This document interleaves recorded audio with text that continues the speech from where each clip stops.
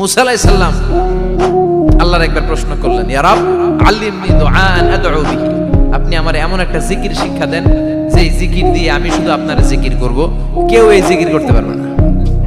এই জিকির জানবো শুধু আমি, আর জানবেন কথা কোন? প্রশ্ন করছে কে?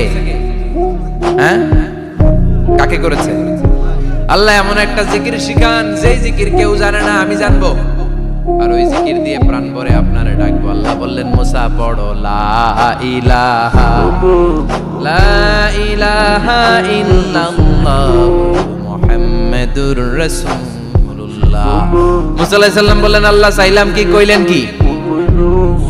লা ইলাহা তো জাতীয় জিকির, এটা তো আন্তর্জাতিক জিকির, এটা জানে না এমন কেউ নাই, এমনকি হিন্দু ভাইরাও জানে। কথা কর আল্লাহ, আমি তো চাইছিলাম এক্সক্লুসিভ, আমার জন্য স্পেশাল, এর চেয়ে সুন্দর আর কেউ জানবে না। এত সুন্দর একটা জিকির আপনি দিবেন, এটা আমি ডাকবো আপনারে আর আপনি শুনবেন। আল্লাহ বললেন, মুসা এর চেয়ে দামি আমার কাছে নাই।